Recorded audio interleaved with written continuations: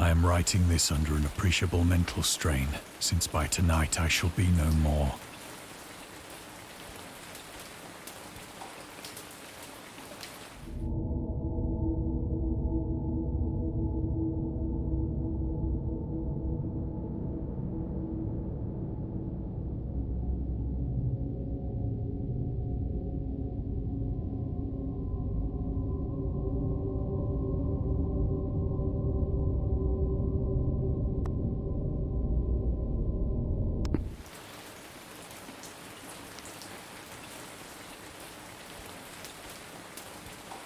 Penniless, and at the end of my supply of the drug which alone makes life endurable, I can bear the torture no longer, and shall cast myself from this garret window into the squalid street below. Do not think from my slavery to morphine that I am a weakling or a degenerate. When you have read these hastily scrawled pages, you may guess, though never fully realize, why it is that I must have forgetfulness or death.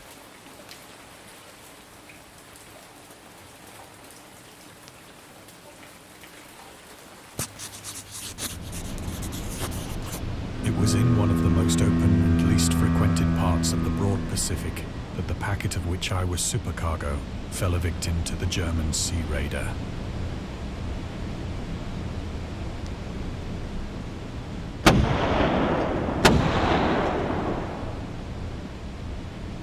The Great War was then at its very beginning, and the ocean forces of the Hun had not completely sunk to their later degradation. So that our vessel was made a legitimate prize, whilst we of her crew were treated with all the fairness and consideration due us as naval prisoners.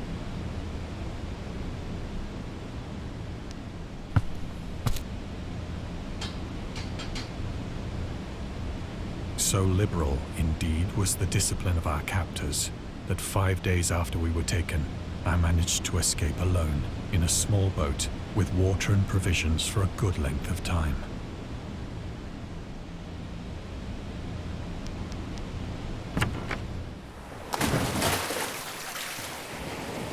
When I finally found myself adrift and free, I had but little idea of my surroundings.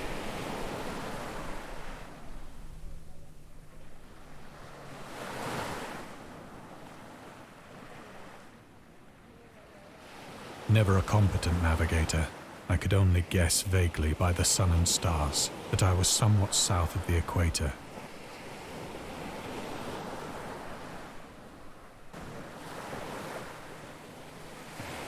Of the longitude, I knew nothing, and no island or coastline was in sight.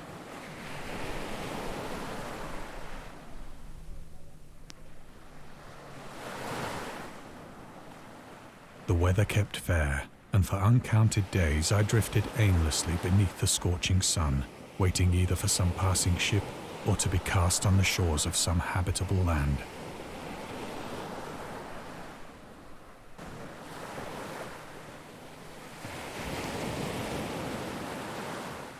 But neither ship nor land appeared, and I began to despair in my solitude upon the heaving vastness of unbroken blue.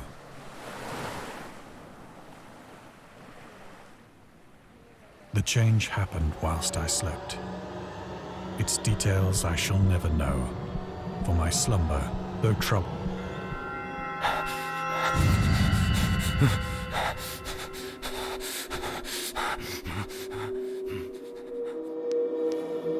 when at last I awoke, it was to discover myself half sucked into a slimy expanse of hellish black mire, which extended about me in monotonous undulations as far as I could see.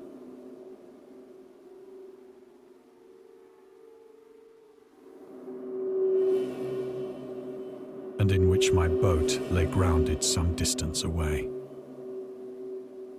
Though one might well imagine that my first sensation would be of wonder at so prodigious and unexpected a transformation of scenery, I was in reality more horrified than astonished. For there was in the air and in the rotting soil a sinister quality which chilled me to the very core. The region was putrid with the carcasses of decaying fish and of other, less describable things which I saw protruding from the nasty mud of the unending plain.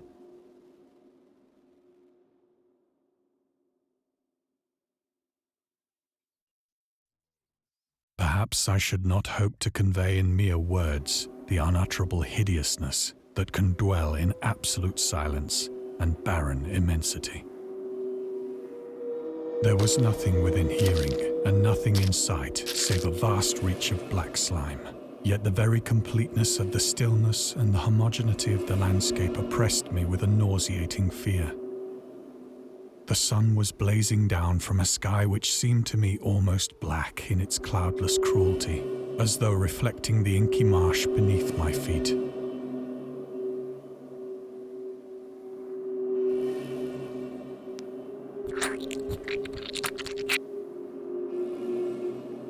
As I crawled into the stranded boat, I realized that only one theory could explain my position. Through some unprecedented volcanic upheaval, a portion of the ocean floor must have been thrown to the surface, exposing regions for which innumerable millions of years had lain hidden under unfathomable watery depths.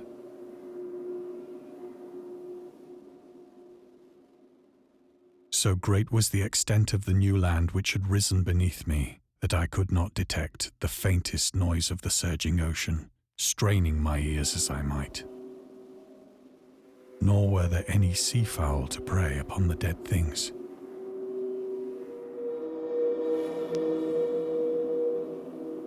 For several hours I sat thinking or brooding in the boat, which lay upon its side and afforded a slight shade as the sun moved across the heavens.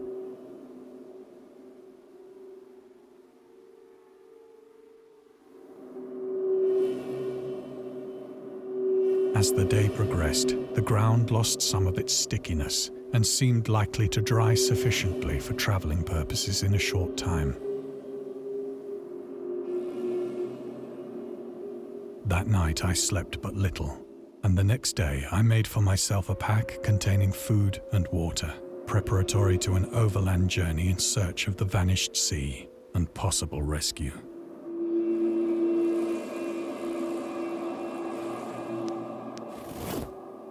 On the third morning, I found the soil dry enough to walk upon with ease. The odor of the fish was maddening, but I was too much concerned with graver things to mind so slight an evil, and set out boldly for an unknown goal.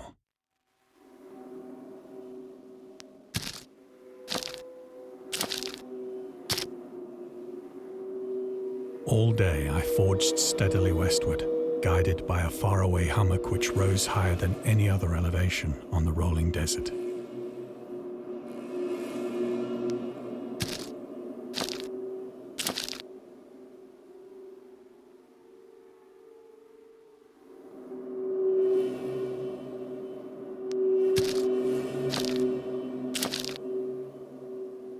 That night I encamped, and on the following day still travelled toward the hummock, though that object seemed scarcely nearer than when I had first espied it.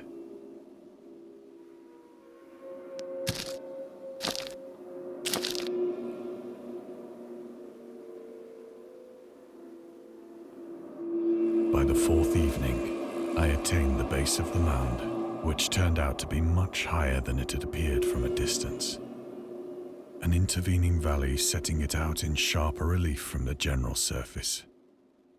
Too weary to ascend, I slept in the shadow of the hill.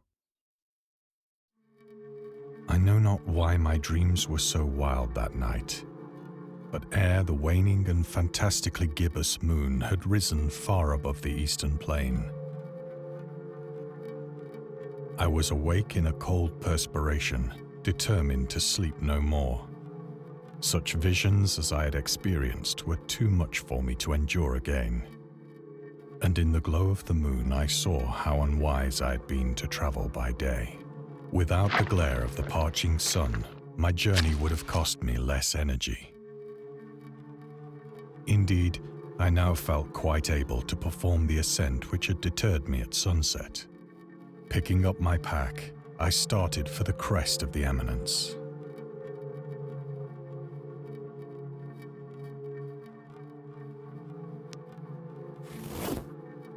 I have said that the unbroken monotony of the rolling plain was a source of vague horror to me.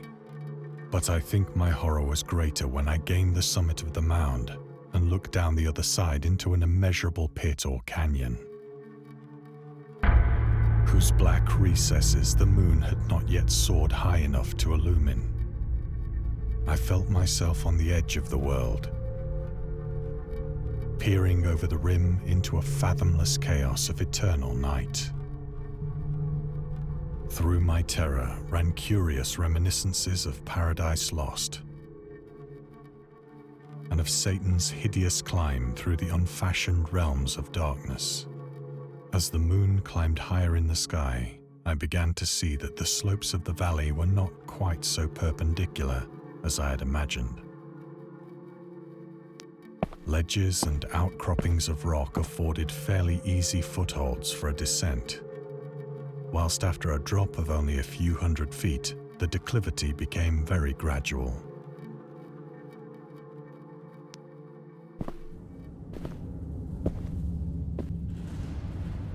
Urged on by an impulse which I cannot definitely analyze, I scrambled with difficulty down the rocks and stood on the gentler slope beneath, gazing into the Stygian deeps where no light had yet penetrated. All at once, my attention was captured by a vast and singular object on the opposite slope, which rose steeply about 100 yards ahead of me. An object that gleamed whitely in the newly bestowed rays of the ascending moon.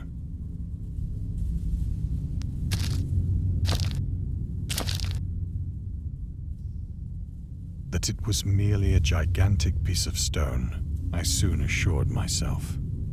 But I was conscious of a distinct impression that its contour and position were not altogether the work of nature. A closer scrutiny filled me with sensations I cannot express. For despite its enormous magnitude and its position in an abyss which had yawned at the bottom of the sea since the world was young, I perceived beyond a doubt that the strange object was a well-shaped monolith, whose massive bulk had known the workmanship and perhaps the worship of living and thinking creatures. Dazed and frightened, yet not without a certain thrill of the scientist's or archaeologist's delight, I examined my surroundings more closely.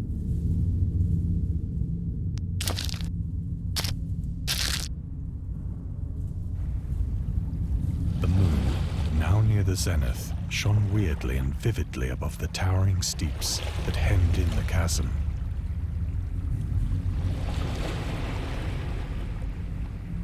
And revealed the fact that a far-flung body of water flowed at the bottom, winding out of sight in both directions and almost lapping my feet as I stood on the slope.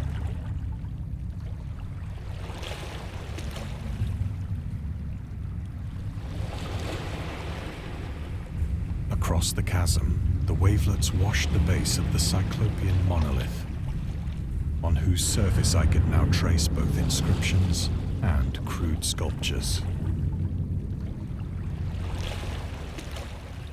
The writing was in a system of hieroglyphics unknown to me and unlike anything I'd ever seen in books, consisting for the most part of conventionalized aquatic symbols such as fishes, eels, octopi, crustaceans, mollusks, whales, and the like.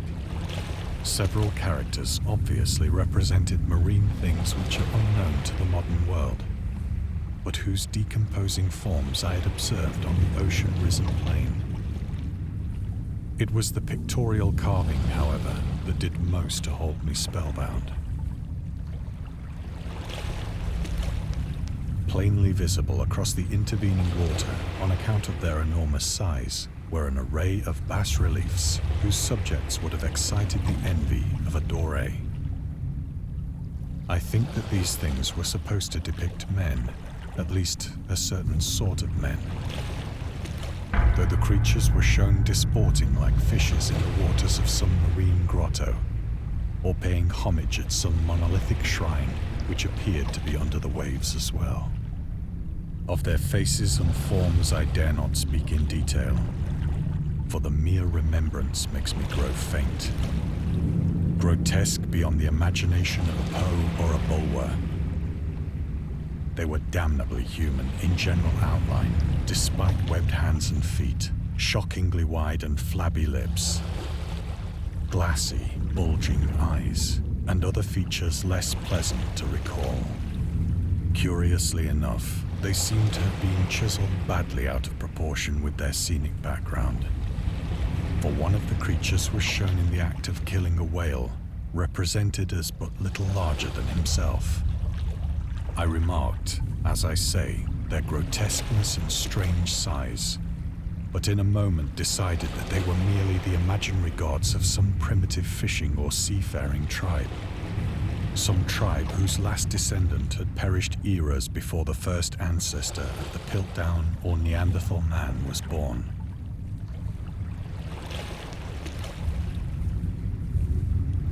Awestruck at this unexpected glimpse into a past beyond the conception of the most daring anthropologist, I stood musing whilst the moon cast queer reflections on the silent channel before me. Then, suddenly, I saw it. With only a slight churning to mark its rise to the surface, the thing slid into view above the dark waters. Loathsome, it darted like a stupendous monster of nightmares to the monolith, about which it flung its gigantic scaly arms, while it bowed its hideous head and gave vent to certain measured sounds.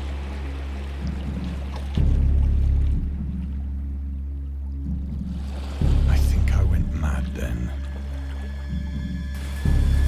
Of my frantic ascent of the sloping cliff, and of my delirious journey back to the stranded boat, I remember little.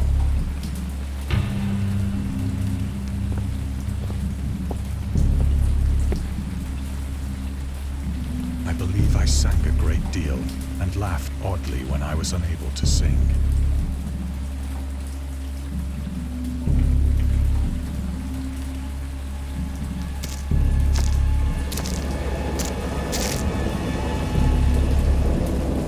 Indistinct recollections of a great storm sometime after I reached the boat.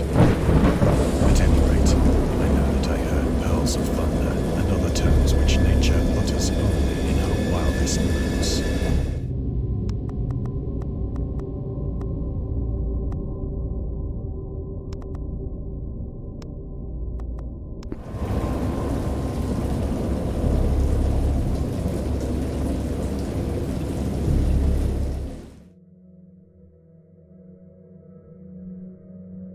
When I came out of the shadows, I was in a San Francisco hospital, brought thither by the captain of the American ship which had picked up my boat in mid-ocean.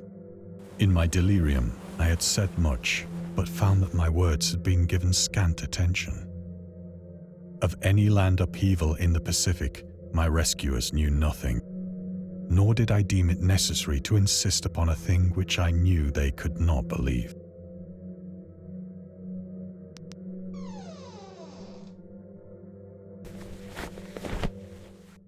Once I sought out a celebrated ethnologist and amused him with peculiar questions regarding the ancient Philistine legend of Dagon, the fish god.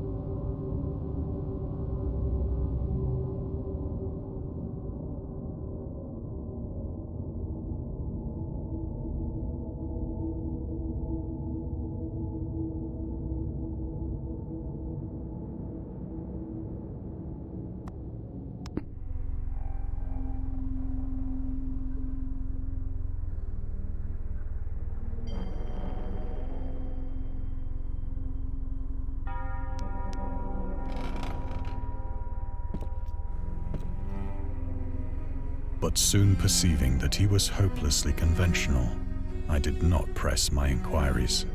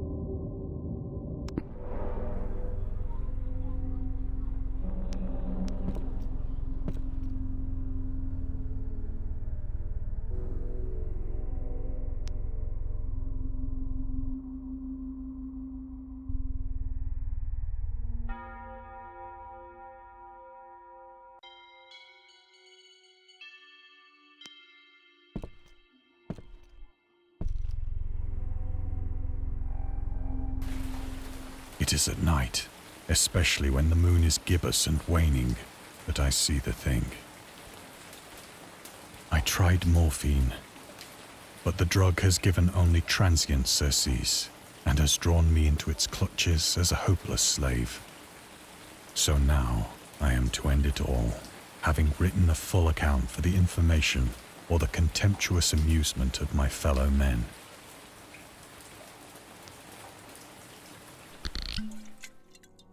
Often, I ask myself if it could not all have been a pure phantasm, a mere freak of fever as I lay sun-stricken and raving in the open boat after my escape from the German man-of-war. This I ask myself, but ever does there come before me a hideously vivid vision in reply.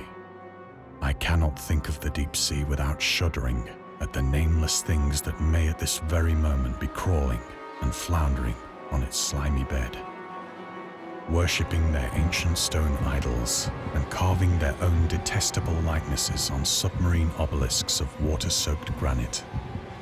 I dream of a day when they may rise above the billows to drag down into their reeking talons the remnants of puny war, of a day when the land shall sink and the dark ocean shall ascend amidst universal pandemonium.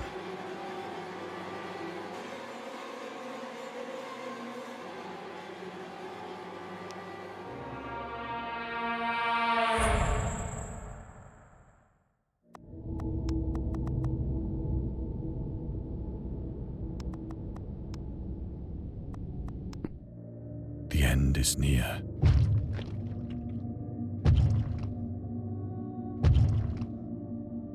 I hear a noise at the door, as of some immense slippery body lumbering against it.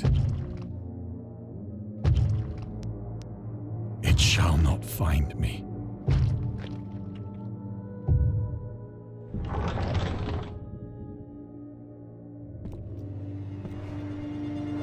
God! That hand!